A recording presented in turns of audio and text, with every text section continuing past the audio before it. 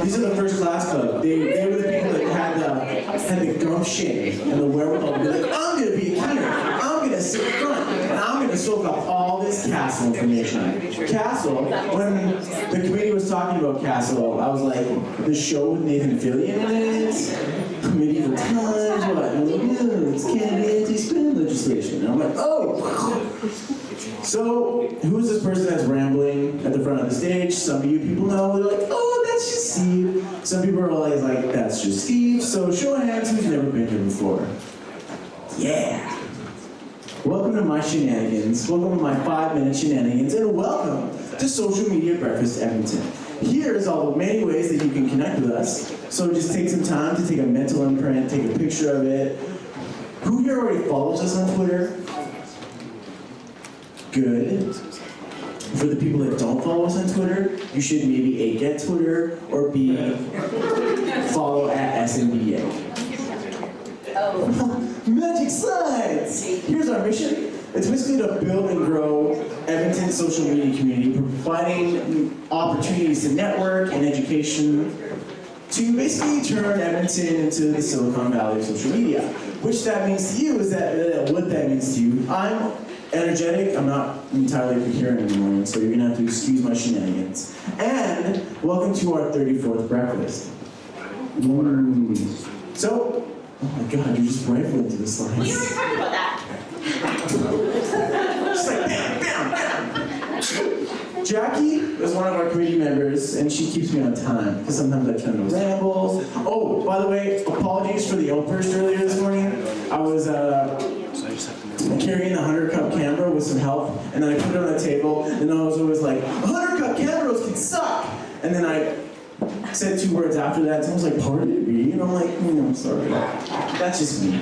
And we're a good place, we're a relatively informal place to meet and talk about digital literacy, social media, and it's free. The only thing this costs you is your time and a little bit of networking afterwards. So please stay. But now, I want to introduce you to our fine sponsors, the Alberta Cancer Foundation.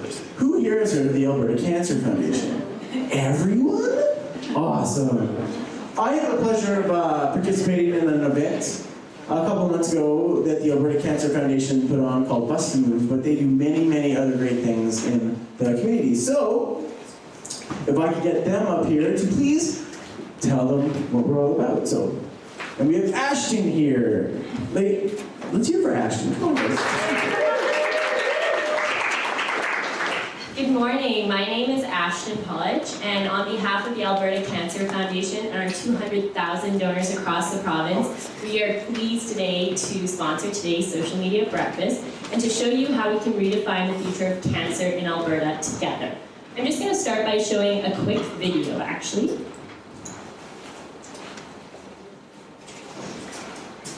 I'm one of those 200,000 donors, and you should be too.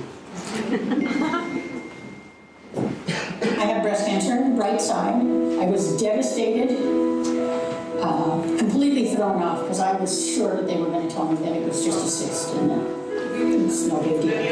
Every day, 43 Albertans hear the words, "You have cancer." And the Alberta Cancer Foundation. And the technical difficulties continue.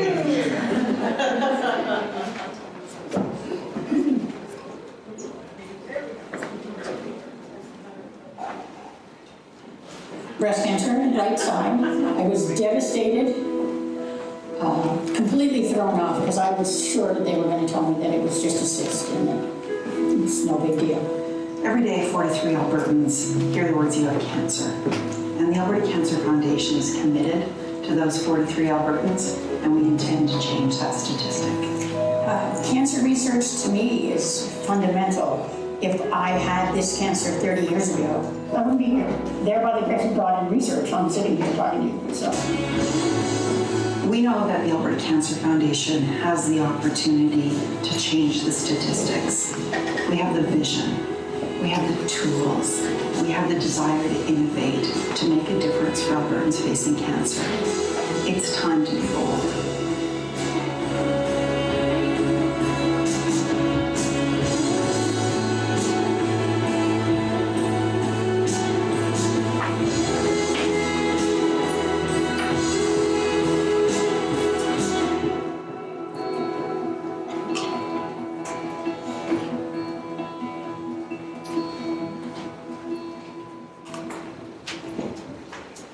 So if you're like me, you probably have goosebumps after hearing that staggering statistic that 43 Albertans hear the words, "you have cancer," every day. That's probably because, like myself as well, you know or love someone who has faced cancer at one of the 17 cancer centers across the province, supported directly by the Alberta Cancer Foundation.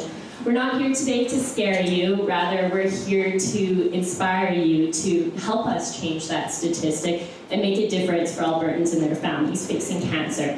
There are a few ways that you can do that. A lot of you in this room have probably participated in one of our 400 events each year in support of the Alberta Cancer Foundation across the province.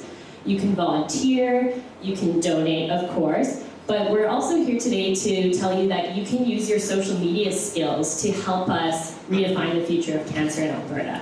Whether you're retweeting any information, you're helping to spread awareness, liking us on Facebook, and if you're like Stephen here, he's participated in one of our events as a social media ambassador, helping us to drive more registrations, more donations. So if you'd like to learn how you can get involved and bring results to Albertans facing cancer faster, please talk to myself, and there's a couple other Alberta Cancer Foundation team members in the room today, or feel free to tweet to us and we can talk online. So thank you again and enjoy today's topic.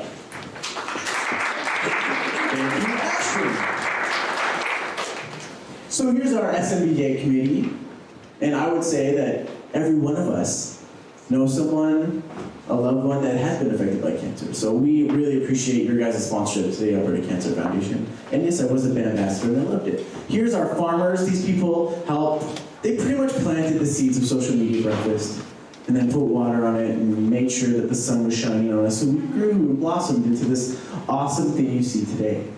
New on our list is the Sam Desk. They are doing the awesome social media walls here. Hopefully walls. Walls, technical issues, right? Oh, technology. Such a headache. So thank them all. At Genome Alberta, at ICANN Media, at Startup Edmonton, and at Sam Desk. Follow them all, check them out. Here are a few housekeeping items. If you need them, bathrooms are out that door, or if you want to take your time by going to the bathroom out that door, take a right, take another right, go straight past that hall where Jackie's directing you, through the garage door, and then straight ahead is the gentleman's room, that ladies' room, take two, straight ahead is the ladies' room, and the gentleman's room is to the right. So don't get that confused like I did once, because there's screaming and awkwardness, and people don't want to do that.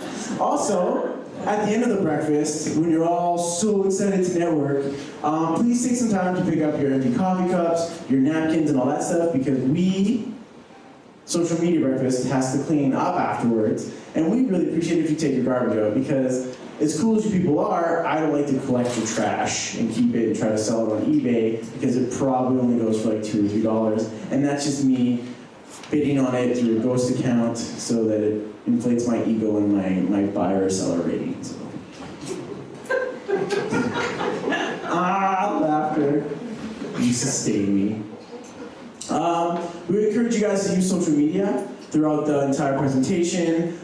Please live tweet this. Use the hashtag SMBYEG, but please don't be that guy or that girl and have your phone on vibrate. There's nothing more frustrating, and I've been guilty of this. When you're like so enamored by a presentation, you're just like, oh my god, this is fantastic. And then you're like, meow, meow, meow, meow, meow, meow, meow, meow, meow. I'm like, oh, that's my cat ringtone. And then I like, loudly answer the phone. I'm like, hi babe, what's up? Yeah, I'm listening to a great presentation.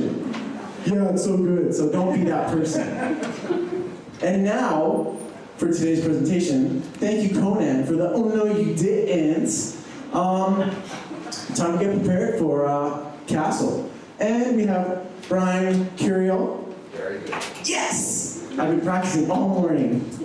And you can follow him on Twitter at YEG Anti-Spam Law. Brian is a lawyer with Miller Thompson in the city, and he has provided legal advice for 27 years. So he kind of knows what he's talking about. On top of that, I need to get the name right here.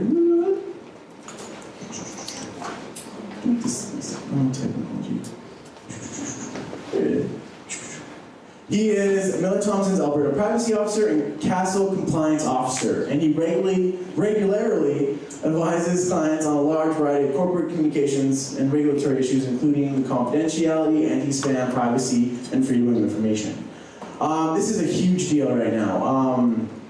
We are all communicators one way or another. We either subscribe to these emails or we send our emails themselves. So to learn about CASL now will help prepare you so come July 1st, you, yourself, or your organization will know what to do. So ladies and gentlemen, without further ado, I bring to you Mr. Brian Curial. Let's give him a hand.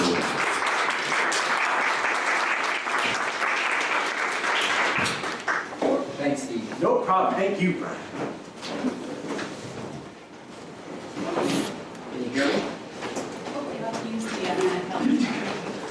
As well as the internet. Now, can you hear me? No. You gotta point the switch. Technology, don't you love it? Jack, you never warned me I had to follow a comedian when I came up here. I'm sorry, but these are my 5 minutes and I cherish that.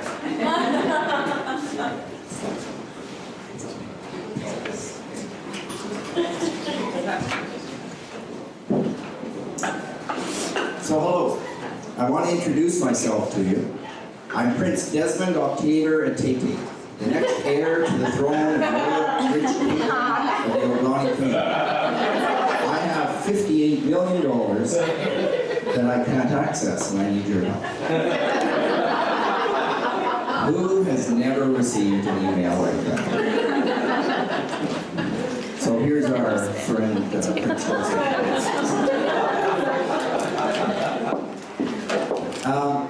You think these things don't work, do they? They can't, but they actually do.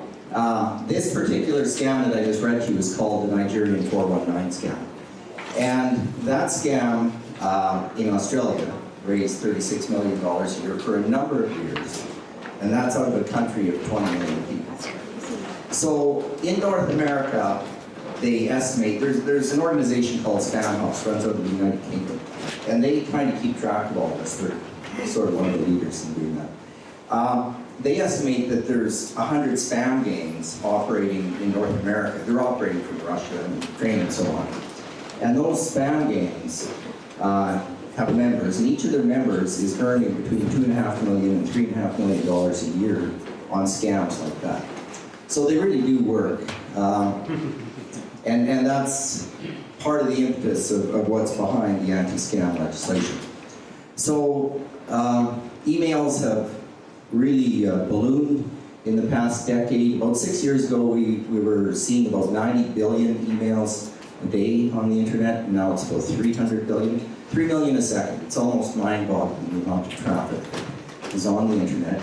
So one of the concerns is that that traffic can even affect the internet and the operation of the internet and bring it down. And about 80% of that is estimated to be spam. So the spam-borne viruses, we're all familiar with them, are the primary method that these spam gangs and spammers are using to put spyware and malware and so on people's computers. So it's not just the annoyance, but there's something beyond that that's a problem as well. I don't think I need to explain terminology to you guys, a lot of my audiences I do. All of these things are creating all sorts of havoc on the internet, disrupting commerce, causing concerns about the security of online purchases and fraud and theft and undermining personal privacy. So for all those reasons, most of the world has been trying to get anti-spam legislation in place for quite a while. Most of the world did it about 10 years ago. From 2000 to 2005, many countries adopted anti-spam legislation. There's right now 225 countries in the world that have anti-spam legislation. So Canada's kind of late to the game. And they watched all of this going on in the rest of the world, looked at the legislation in the rest of the world, and said, we're going to do one better. We're going to see what they did, what worked, what didn't work, and we're going to create the strongest regime in the world for anti-spam. So there's some concerns that I have with what they've done. They've got an opt-in consent. That's something that none of the other countries have done. Typically, you can opt out. Don't send me any more emails. and you can opt out. Canada has a regime where you have to contact people and say to them, would you like to receive emails or electronic communications from me? And they opt in. That's going to create lots of havoc. The description of what they're going after is a commercial electronic message. So it's not anti-spam legislation, it's effectively anti-email legislation, because every single email, every single electronic message, and an electronic message is defined in the legislation very broadly, and it includes text, it includes electronic messaging services, and it includes anything from a computer or anything similar. So it's so broad, it's catching all of social media, it's catching everything. And really, our traditional concept of what spam is are these large batches of email, like the Nigerian scams, that go out to millions of people. But they're not going after that. They're going after each individual email. So that's another problem in the legislation. They've given us a real short time period to get ready for it, a 6-month period from the time the law came into force to July 1, when it becomes law. It really doesn't deal with social media adequately. Social media changes daily. People come up with new apps every day, new uses, and the legislation requires that you get consent, you have information, you have to say who you are, who your company is, what your address is, that sort of thing, and you put an unsubscribe in every message. So maybe you guys can explain to me, because I haven't figured this out.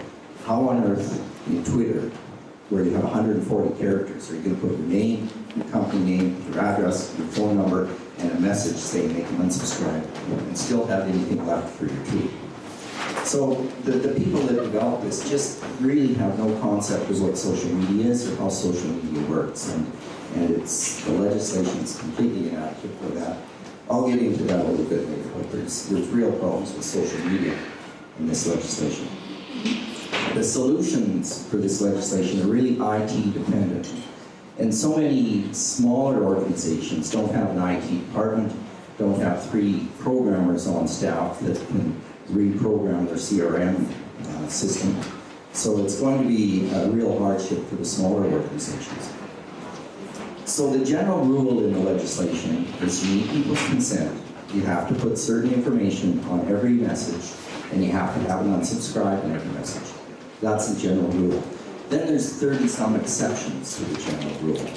And it gets really confusing as to which exception is going to apply or not. The big thing to remember is that the legislation deals with messages. It doesn't let a type of organization off the hook. It doesn't let a type of entity. So individuals, nonprofits, charities, for-profit businesses, they're all subject to this legislation. The legislation looks at each message you send and says those messages are okay, those aren't. And that's part of the movement. So it regulates email, not spam. And email includes blogs, text, if you send an electronic Christmas card. Anything you're sending over a computer is going to be caught. So in my mind, it really has potential for enforcement against legitimate organizations. We've all, in the past 2 decades, started using email as just a standard way to communicate. Email and social media and all kinds of electronic communications. That's the standard way to communicate. Now they've passed this law that says you can't do that anymore. It's insane. So there's 3 federal agencies that are going to be looking after it: CRTC, Competition Bureau, and Federal Privacy Commissioner. And there's going to be a private right of action. That doesn't come in for 3 years, but that's scary to lawyers because anyone can then sue you for sending them an email that they never consented to. So it's going to be a big concern. There's concern about abuse by that people will overuse that and so on. The fines are huge, 100 times higher than for privacy violations. $1 million for individuals, $10 million for companies. In the private right of action provisions, they quantify the damage that someone suffers when they receive an email from someone without consent. And they quantify that as $200 per email. So generally you might consider, well, if one or two emails slip through the cracks, that's not the end of the world. But it's really targeting the large batches. If someone's doing email blasts and sends 5,000 emails, that's $1 million. So it's pretty serious. So the legislation regulates a whole bunch of things, but I'm just talking about commercial electronic messages primarily today.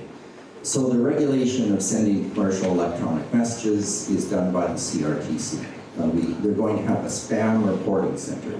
And if someone sends you an email that you never consented to, you would report them to the spam reporting center. It'd be like making a complaint with the privacy commissioner or the human rights commissioner or something like that. Altering transmission data without express consent. So you click on a link and suddenly it takes you somewhere else that you didn't want to go. That now is not permitted without consent of the parties. So that'll be regulated by the CRTC. Installing a computer program without consent. So cookies are allowed, but spyware, malware, viruses, all of that is, it always was, but now they've got it in this legislation. False or misleading representations, deceptive marketing practices. So we have advertising standards in print media, on TV, on radio. Now we've got it on the internet as well. That'll be regulated by the Competition Bureau. Collecting personal information without consent will be the Privacy Commissioner, and there's also all sorts of criminal possibilities for violations and that. So it regulates a lot of things, and most of that is good stuff. So the legislation really has noble goals. Let's get rid of spam. Let's get rid of all this other criminal and unethical behavior. But I really question whether or not it'll do that. The US has had anti-spam legislation since '03. And about almost 12 years now, it's coming up to 12 years. And the United States is the largest spamming nation in the world. About 19.8% of the world's spam comes out of the United States. And that number has actually increased since they've had their anti-spam legislation. The legislation in the States, they always use acronyms, so it's CANSPAM, CAN Spam. The nickname is the You Can Spam Act, because it really is not spam. China's the second worst spam producing nation. They have about 9% of the world's spam coming out of China.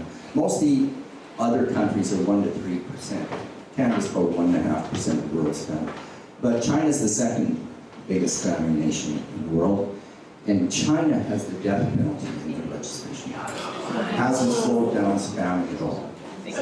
So I really question how much this legislation is really going to stop spamming. The full title of the act is that multiple at the top. No one ever can remember it or even pronounce it.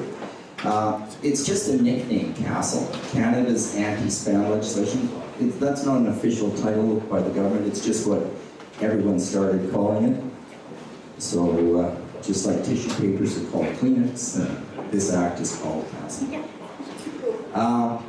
As I mentioned, it regulates a lot of things, not just the sending of electronic messages. Everything you do now in there, you need consent for.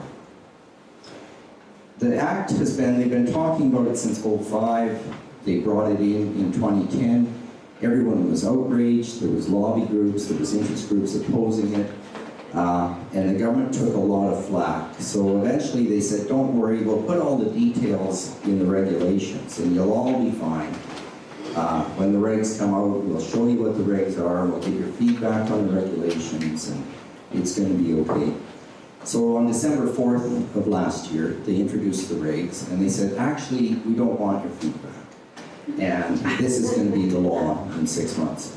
So here we are. So most of the act comes into force on July 1st of this year, a month or so from now. Some of it comes in force in about 6 months, next January, and some of it comes in force 3 years from now, July 1st, 2017. Two things then, the private right of action, which is really scary, and implied consent. So I'll talk about those two implied consents. They'll expire in 3 years. So they're giving us a bit of a transition period for certain types of messages to start getting ready for this legislation.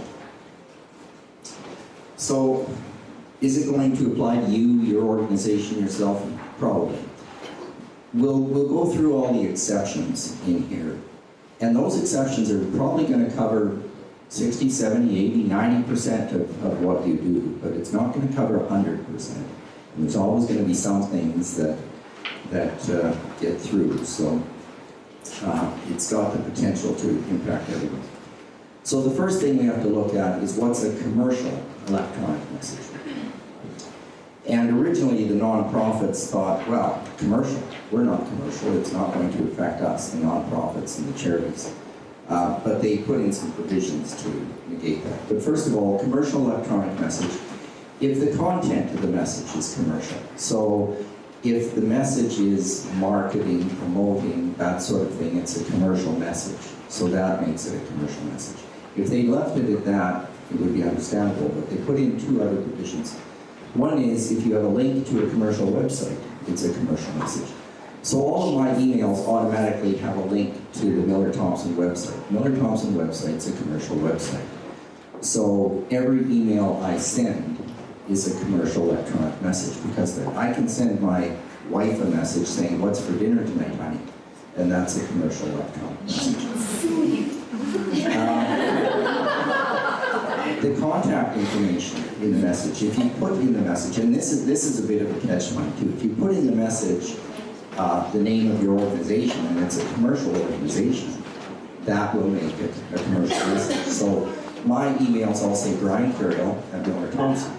That automatically makes it a commercial message. Now the catch-22 here is the legislation requires you to put the name of your organization in your emails. So they force you to put the name in, and then by doing that, you turn your message into a commercial message. Machiavelli had something to do with this legislation.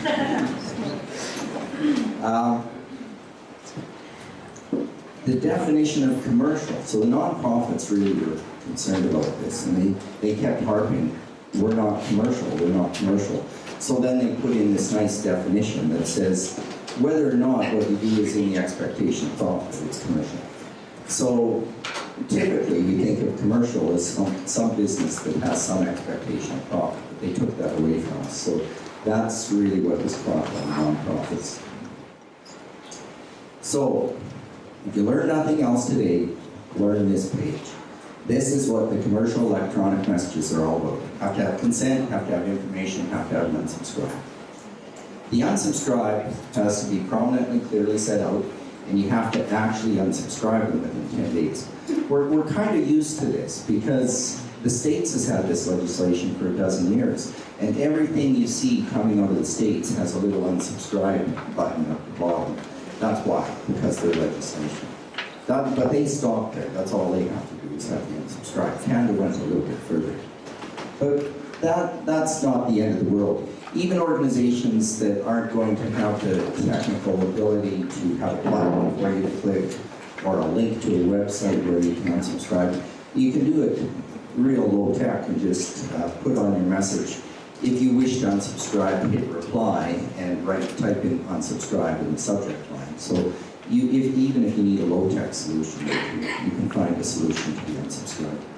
Information, you have to clearly identify the sender, the person, the company, anyone it's sent on behalf of, the address, mailing address, they say, the phone number, and the email.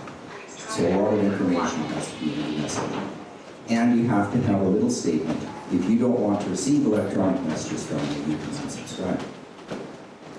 So even that I could live with. That's not the end of the world. You put it at the end of your signature block and everyone would forget about it.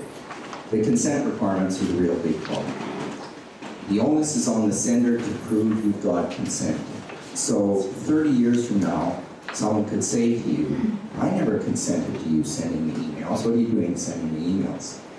The onus is on you as the sender to go back and prove, oh no, on May 27, 2014, you gave me consent. And that's why I say the solution is probably largely an IT solution.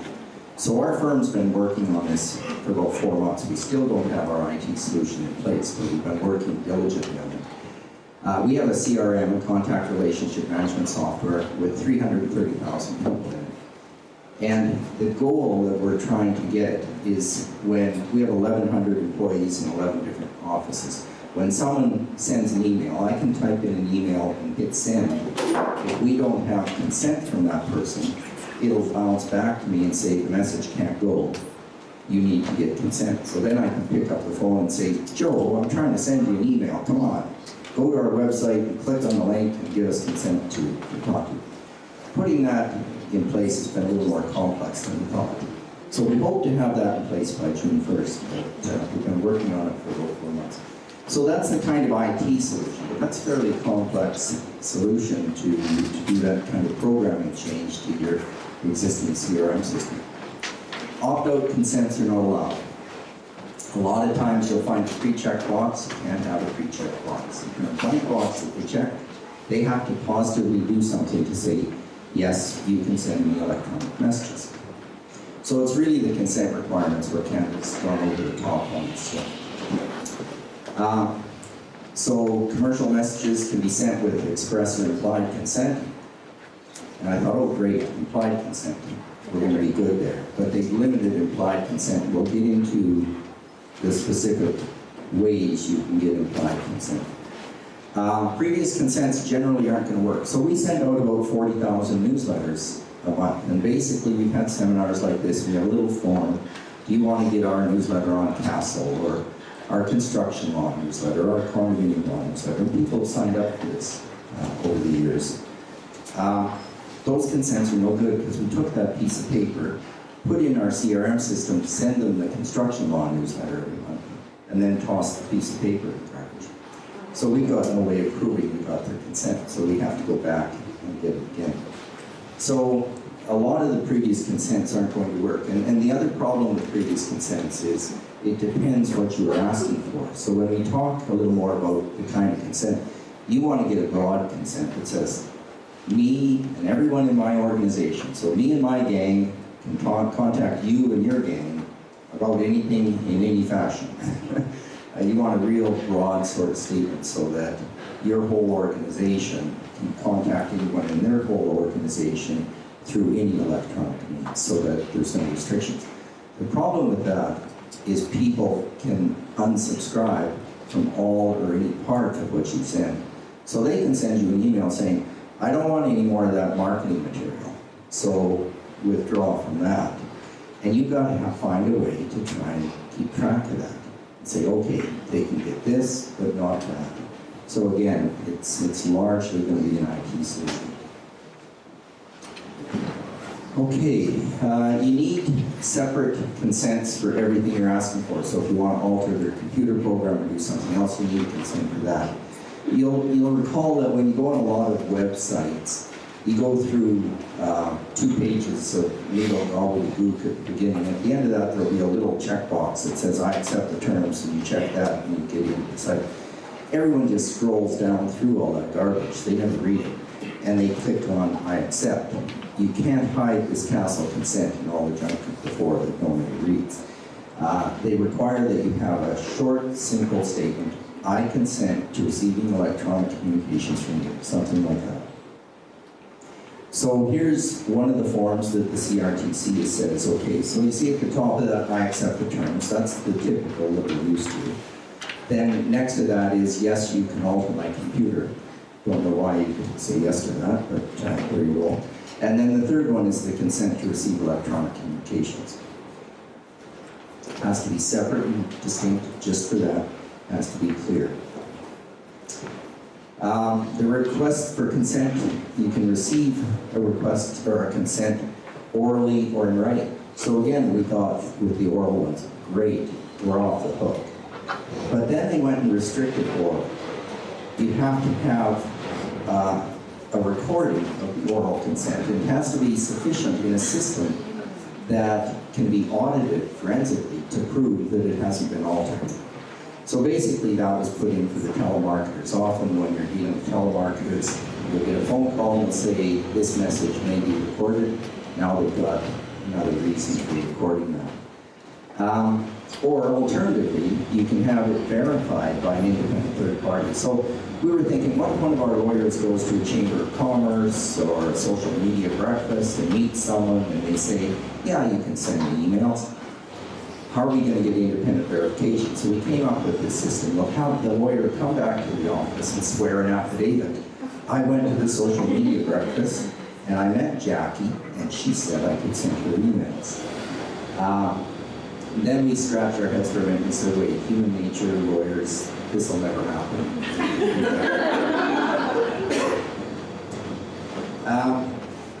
Has to be, it can be both paper and electronic, so you can record it electronically.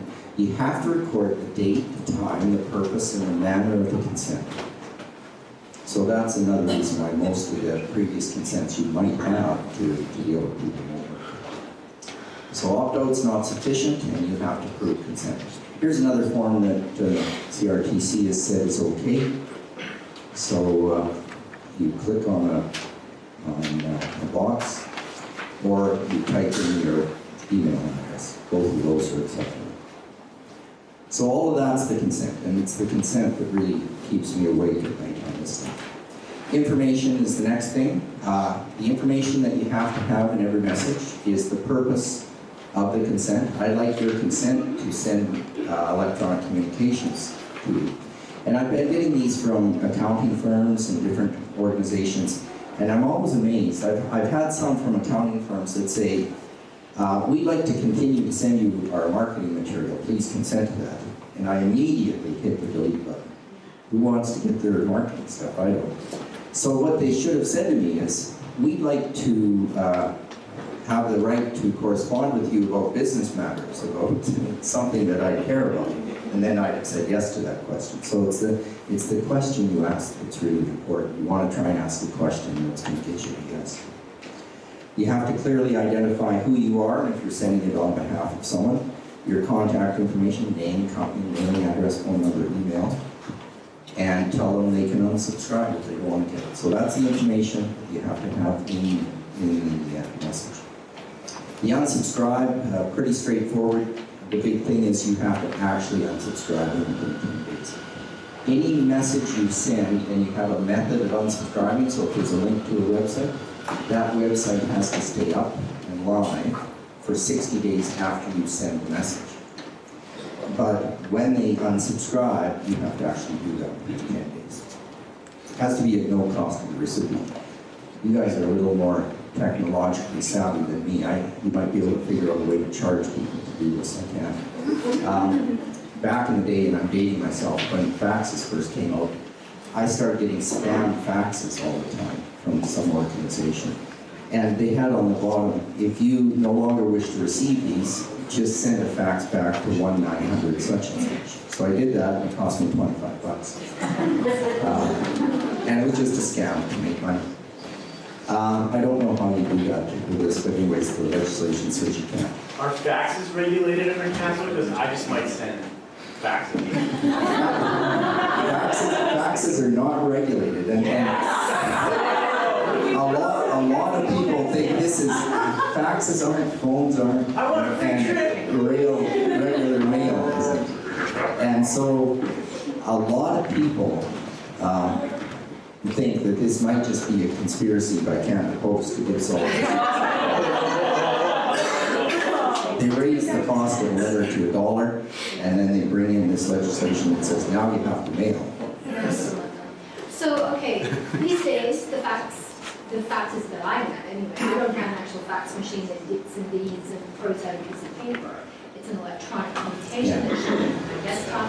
Is that? My fax comes to my computer as well, but it's directed to a telephone number. So the legislation has a specific exception on faxes that says a fax that goes to a phone system is exempted from the act. So that one, even though it ends up on your computer and the desk, goes through the phone system. Okay, so just, I don't mean to belabor this, but just a quick thing, telephone number. So, for example, Shaw, Telus, Rogers, Bell are all now service providers. And what they've done is they've linked their telephones into a computer service. So even though you do have a number, your fax actually transits there's a number of exceptions that the telecommunication services got put in the legislation, so that's okay. I'll try and deal with all the questions after, because as I get through this, I bet you I answer the questions that you're thinking of right now, and then at the end there'll be a bunch of questions. Which reminds me, I'm supposed to ask you guys some questions, because I brought some great swag. Vanna, do you want to go show off some of our swag? My name isn't actually Vanna. I was teasing her. I brought my own Vanna White. She can show you the swag as we're going along. So you'll have to tweet your answers to SMBYEG. And leave it up to Jackie to decide. So first we have a lovely leather padfolio. And guys, I'm going to be sexist here, and I'm going to put this one open just to the ladies. I know some of you guys really want to win this, but this will just be for the women. And so what is the, let me think of a good question. What are the three things you have to know about sending a commercial electronic message? That'll be the question. First one through on the SMBYEG hashtag. First one through on SMBYEG hashtag. First woman. You guys are way ahead of the technology. I want to see it typed out. Okay. So there's a number of implied consents. So the legislation says you need the three things that these women are madly typing into their phones right now. But the implied consent has, or the existing business relationship is an implied consent. So there's a provision in the legislation that says if in the 2 years prior to sending the message, the recipient had a business relationship with the sender, then you have implied consent to send in commercial electronic messages. So a business relationship is purchase, barter, lease, acceptance.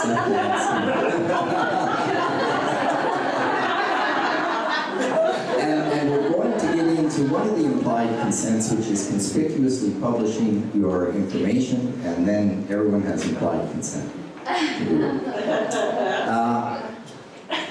So there's an implied consent for 2 years if you've had a business relationship for the 2 years prior. And that's for commercial businesses. Then there's one for the non-profit sector. And you have consent to sending commercial electronic messages when there's an existing non-business relationship. So that's for registered charities and volunteer organizations. So any of your volunteers, your members, or donors in the past 2 years, you have implied consent to send their messages. This will expire, these two implied consents will expire in 2017. So it's giving you 3 years to give express consent. So we're giving you a bit of a break there. Okay, Anna, you got the second goodie? Should we do the male padfolio, seeing as we have the female prize? We've got a leather padfolio for men, so the men get to answer this. And they have to give us the name of the prince in the Nigerian 419 scale. And I may have to ask another question if no one can get asked.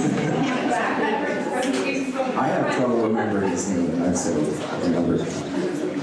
Any one of the three names would work.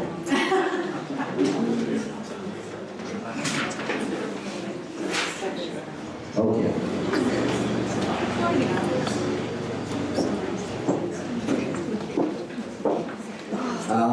Now I want to get into the exceptions a little bit. So, in the legislation, there's a variety of exceptions to it. The first ones I'm going to talk about get you out of the legislation altogether. So, this gets you out of having consent, information, or unsubscribe. Messages sent for the purpose of law enforcement, so they don't have to comply with CASL law. From one person to another if you have a family relationship or personal relationship. Now, family relationship, they even restrict it's spouses, including common law spouses, parents and children. That's it.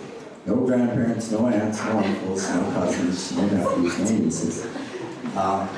So it's a little more restrictive than we might think of. Personal relationships, kind of a common sense, although in the FAQs with Industry Canada, they've said your friends on Facebook you don't have a personal relationship with. There's too many of them. So it has to be someone that you actually have a know them on the street to see them kind of relationship with. So those personal messages are exempt from CASL. So that'll be a big one for most people and probably a big one for a lot of social media. Messages sent to a person engaged in commercial activity, if you're inquiring or doing that. So you have a deal with someone already about some business deal, you can continue to correspond with them about that without worrying about CASL. Internal, within an organization, you can send electronic messages within the organization about the business of the organization. Business to business is allowed. So one business to another, if they've had an existing relationship and you're talking to them about the business of the recipient organization, you can send those messages. Responding to an inquiry or complaint, legal judicial obligations, and secure confidential limited access accounts. So if you do online banking, sometimes you type in your password, you go into your bank account, and there's a message from the bank there.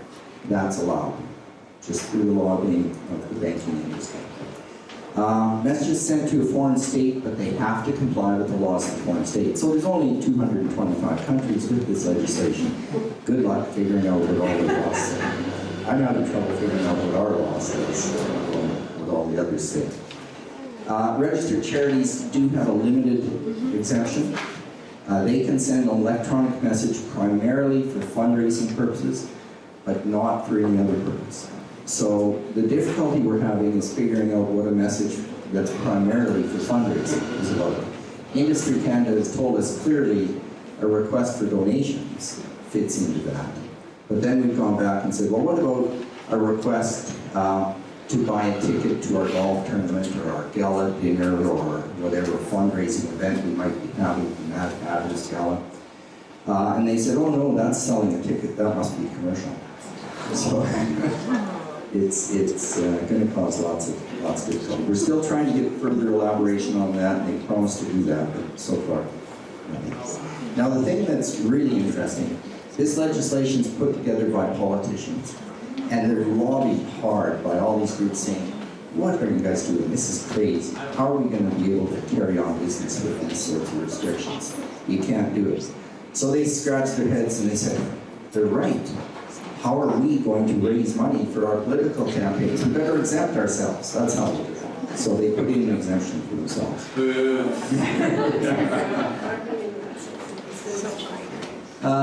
So here's exceptions to consent, but you still have to have the information in the unsubscribe in every message, but you don't have to go with the consent.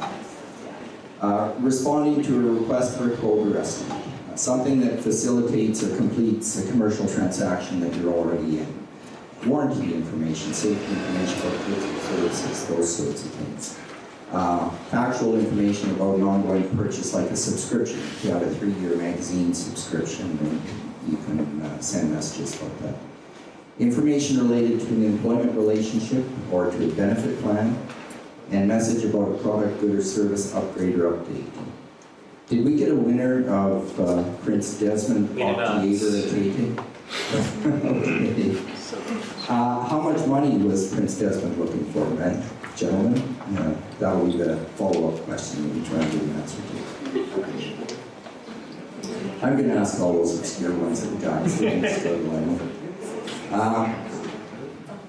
I assume we got a good answer to the first question, right?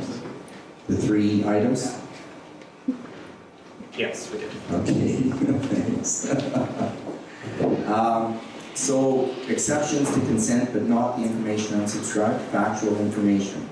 Employment relationship, benefit plan, product, good or service upgrades or updates. Conspicuous publication, so we were just talking about that. If you conspicuously publish your electronic address, that's an implied consent. You still have to have information unsubscribed, but that's an implied consent. So your business card, if you give someone your business card and it's on there, that's a conspicuous publication. So it has to sort of be a public, something that public could access rather than just telling one or two people. If you put it up on your website, that's conspicuous publication. The trouble with these implied consents is that burden is on the sender to prove they have consent. So what are you going to do to prove that? So what we're doing in our office is we're scanning whatever that document is. If it's a card, if it's a letterhead, we're taking a screenshot of the website, whatever it is, we put that into our document management system, give it a document number, we put that document number in our CRM so that we can track how we got consent. So heavy IT solution that most organizations are going to be able to do. If you disclosed your electronic address to the person and you're contacting them about something that's relevant to their business, both of these, you can only contact them about something that's relevant to the recipient's business. So it doesn't give you a carte blanche where you say, aha, I met that exception, now I can send them emails about anything. So bottom line, all of these exceptions are aimed at allowing correspondence or communications that the recipient would be interested in receiving. So it's really going after the marketing, the cold call marketing kind of call, kind of message. So if it's in your interest, if you're trying to sell them something or market something, then you're not going to be able to do it. But if it's in their interest, in the recipient's interest, you likely will fit into one of these exceptions. Here's the social media exemption, and you guys can tell me what this means. Did anyone get $58 million? We'll see. The social media exemption, I put in the handout everything that's in the legislation about social media. And if you read that, by the time you're done, you'll have no idea what it's doing with social media because it just is inadequate for being limited. So a message that is sent and received on an electronic messaging system, what on earth is that? They haven't told us what that is. We all have a pretty good idea what electronic messaging system is, but they don't, I think. If the information and unsubscribe are conspicuously published and readily available on the user interface, and the person to whom the message is sent has consented expressly or by implication. I think the implication is going to help us a lot here, because I think it's implied on most social media that the people on there are consenting to you to correspond with them through that social media. That's the argument I would make. But the user interface, they don't tell us what a user interface is. So texting is specifically listed as a type of electronic communication, electronic messaging service. What the heck's the user interface for a text, and how am I going to put my contact information and unsubscribe on there? My user interface is my phone, I think. And so I send you a text on my phone. Where am I posting this readily available, conspicuously published information about myself and telling you have a right to unsubscribe? So it's really completely inadequate for dealing with social media. So we've asked a number of questions of industry candidates to try and nail this down. I think hopefully we're finally getting through to them that maybe they should just exempt social media, but because they can't answer the questions really. So several of our lawyers in Toronto have been on some of the panels dealing with this, and one of our lawyers was actually with Industry Canada and came and worked for us. And they've got pretty good contacts, and they're trying to get these answers for us. So at the end of the handout I've given you, I've got a little 3-page handout there. At the end of it, you'll see that there's some information from a seminar that 2 individuals did. And that information, give me the wrong one. Yeah, right on page 3, where April 22, Andre Leduc and Lynn Perot were answering our questions. And so they said, the definition doesn't apply to broadcast messages such as tweets and Facebook. Well, that makes sense. So if I'm broadcasting it, people are following me. And if you don't want to get my tweets, if they're annoying you, it's within your power to stop following. So it kind of makes sense to me. The spirit and intent of the legislation is to prevent me from sending to you unsolicited messages that you have no way of preventing me from sending to you. So if you're following me on Twitter and you don't like the tweets I'm sending, you can stop following me. So it's in your power to stop that. Same with Facebook. You don't want to get all the notifications that I post up on Facebook. There's ways you can stop receiving those notifications. Broadcast posts that are one-to-one or one-to-many are commercial electronic messages. So I think what they mean by that is if you do direct messaging on Twitter or direct messaging on Facebook, that's going to be the same as sending an email, and it can get caught by CASL. Closed messaging systems are okay. Electronic messaging, if you can click on a link that takes you to the sender's web page, then you're going to be okay. Posting to a wall is okay. So anything that the public can go to and view isn't going to be captured. That's what they told us. So that's a couple of bureaucrats, and I hope we can rely on that, because the legislation just doesn't deal with social media at all. So what's the risk of not complying? Penalties are huge, $1 million for individuals, $10 million for others. There's a private right of action that comes in 3 years' time. And already the RCMP is looking into groups like Free Men on the Land, because there's a concern that they might start offering seminars on how to get people to send you emails and then sue them as a way of making money off them. So, there's concerns about use of that right of action. Typically, complaints will go to the Anti-Spam Reporting Center. There can be private actions, there can be class actions. So there will be the cost and embarrassment of defending a prosecution. There's reputational PR risk. There's directors and officers liability. This is unusual. Quite often you don't see directors and officers liability. You see it for income tax violations and a few things like that. They put it into this legislation as well. So the directors and officers of organizations can be liable for, personally liable to pay those fines. The employers are liable for the acts of their employees. So the liability is extended fairly. Good thing about the legislation is there's a couple of great defenses in it. And the defenses are, you must not be found liable for a violation if you've done your due diligence.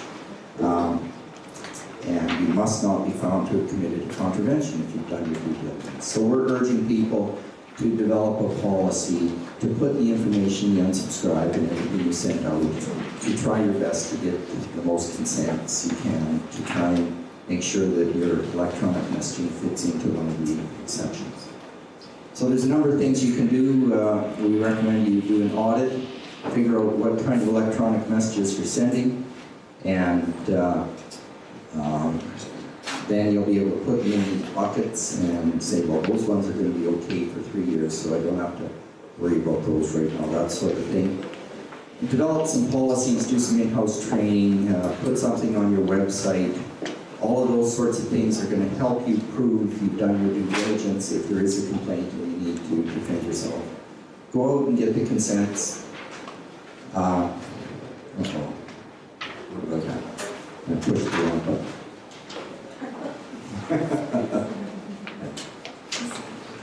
Yeah.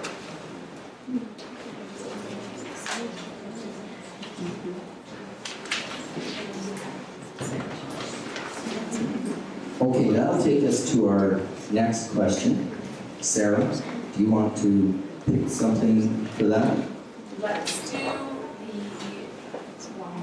The wine box. Okay.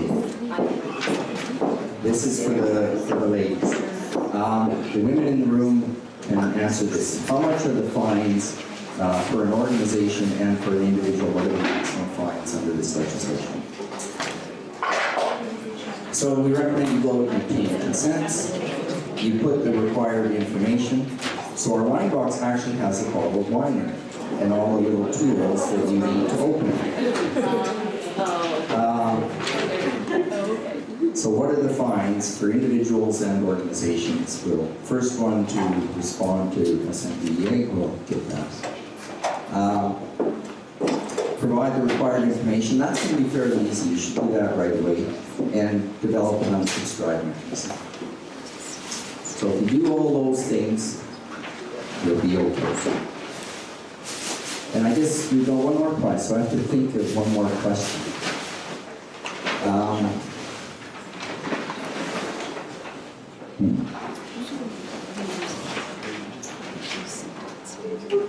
Magic horns?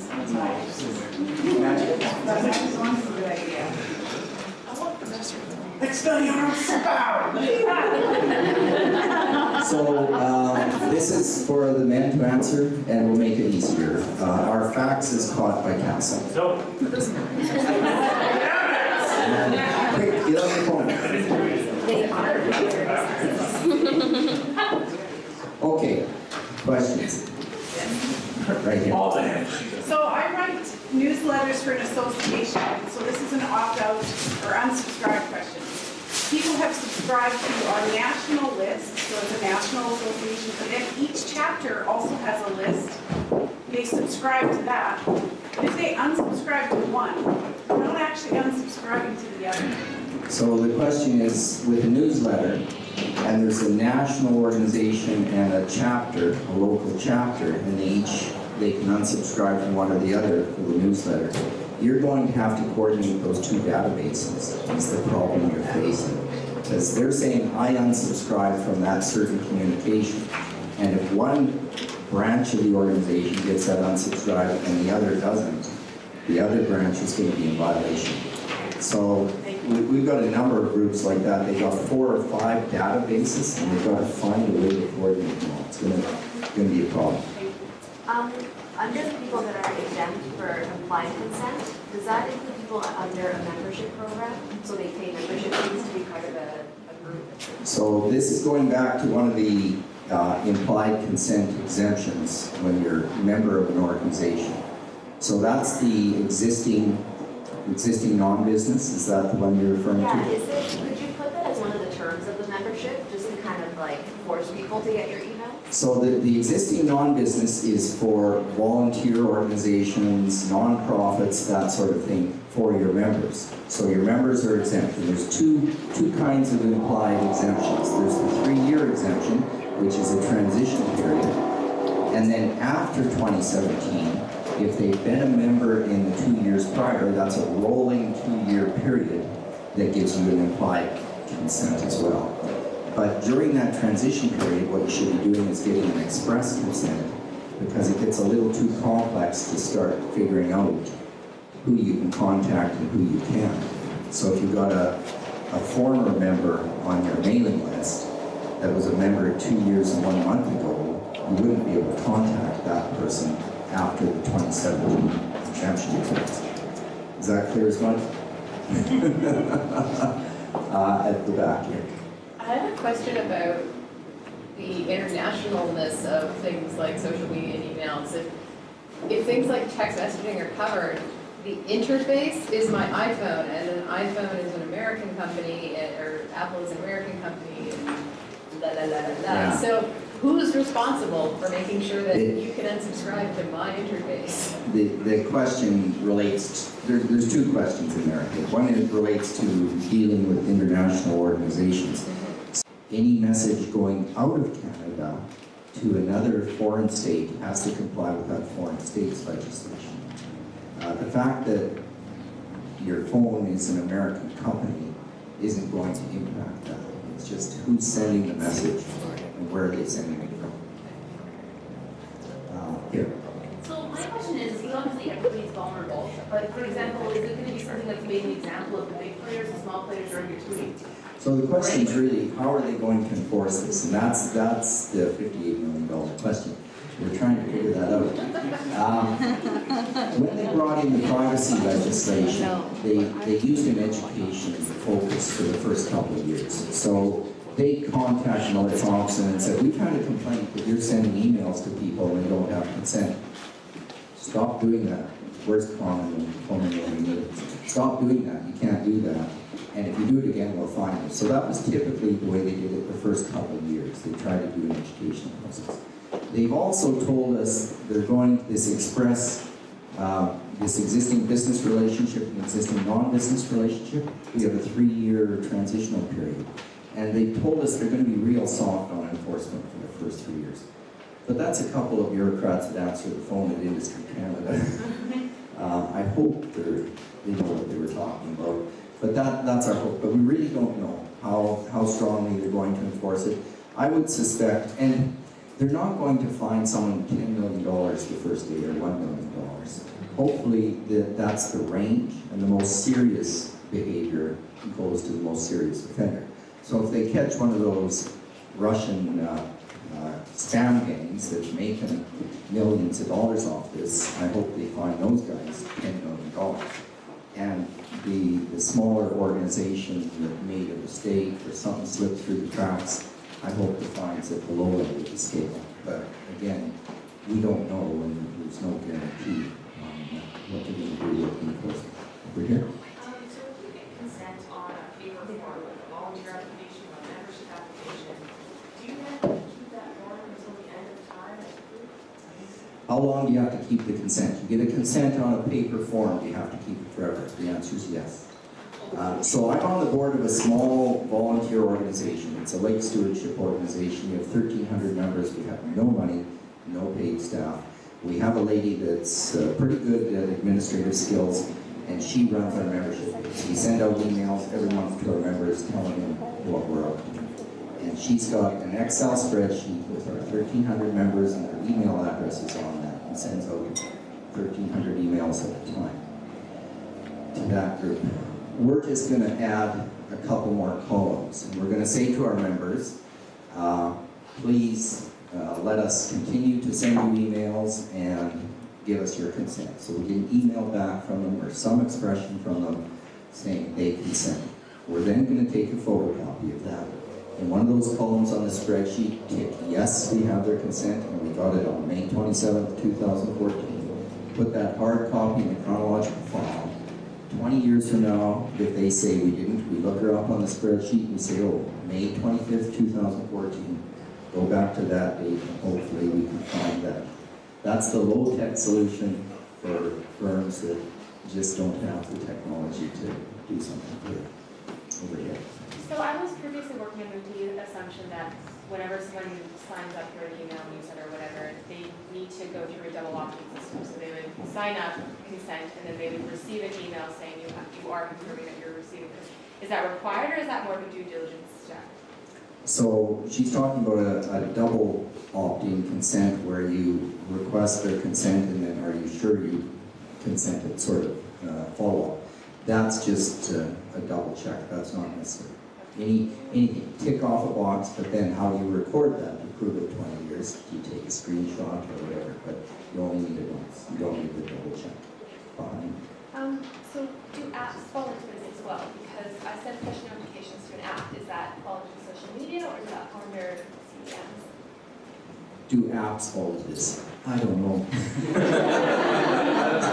Like the whole social media thing, they just haven't thought it through. This legislation in the definitions catches anything coming out of a computer, and then they don't deal with it because the examples we gave. How do you physically put all that information in a 140-character tweet? How do you put all that information on your phone when you're sending a text? It can't be done. So they passed a law that's impossible to comply with.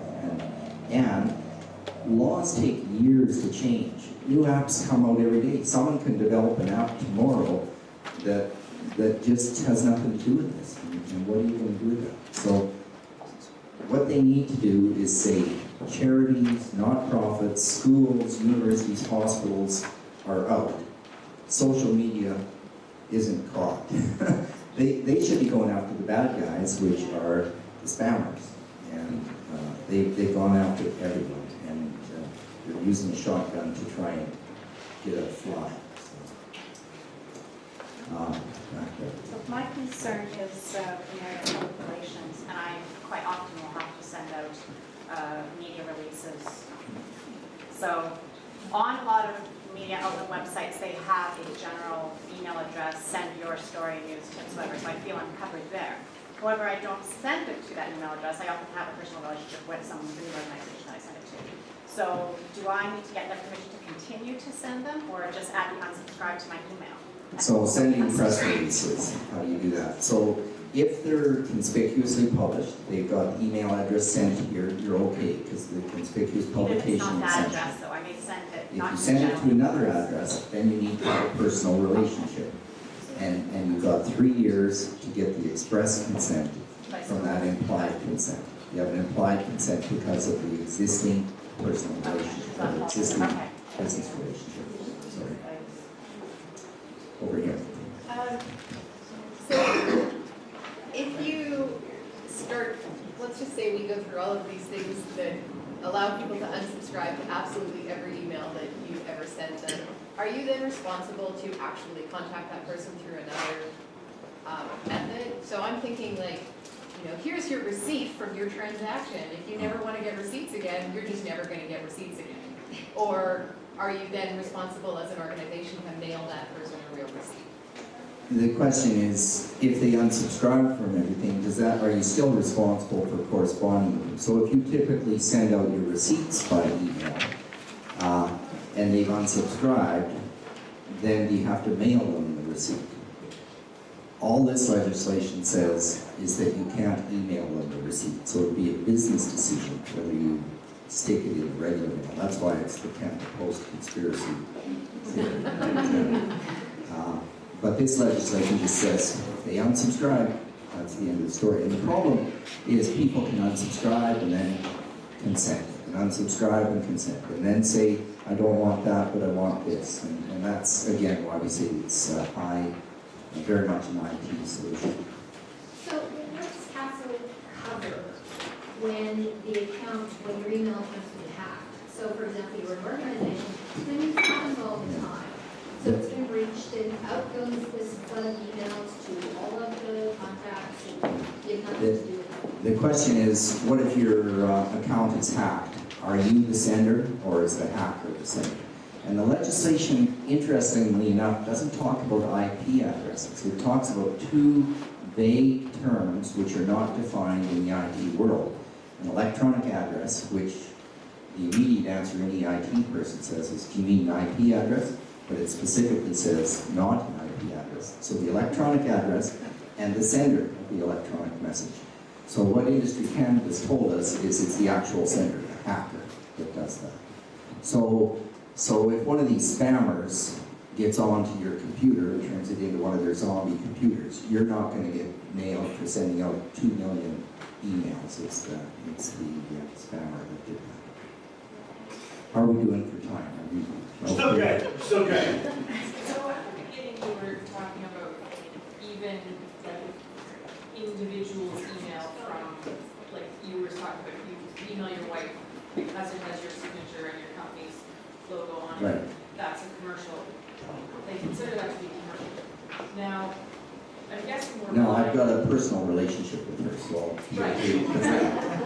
But say I'm at a conference. and Pardon me? I'm at a conference and I meet a bunch of people and we strike up conversations about business, and then when I go home, I want to follow up on those meetings. Do I really have to have an unsubscribe message?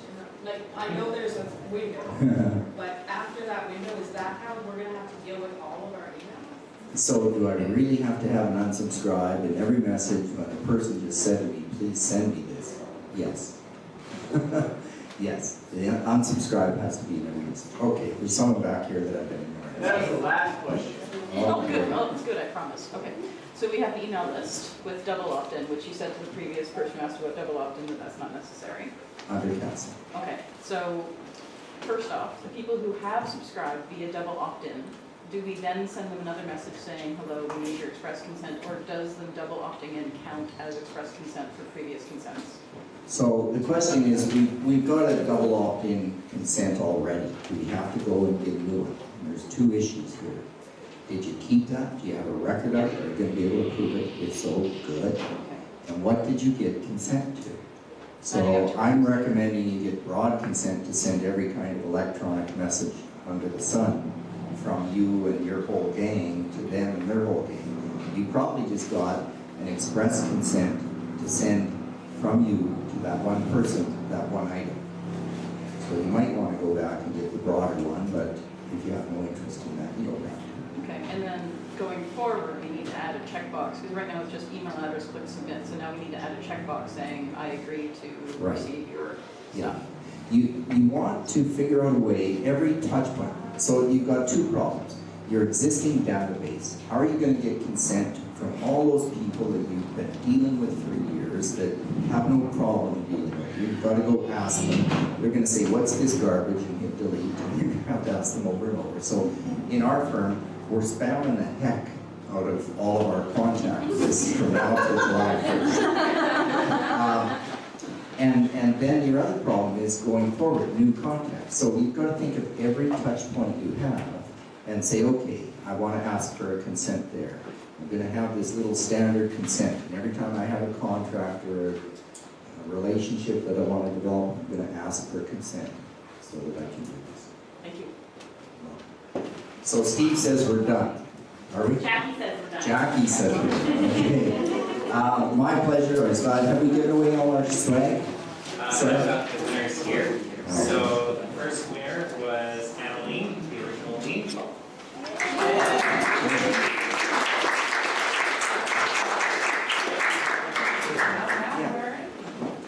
Then we will bring them to you. The second winner is Zachary Fritz at Fritz.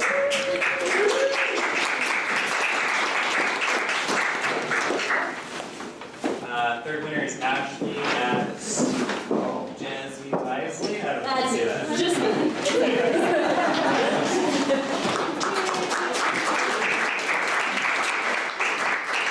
Ashley will look for a patio to share her one. And our fourth winner is David Feldman at David_Feldman.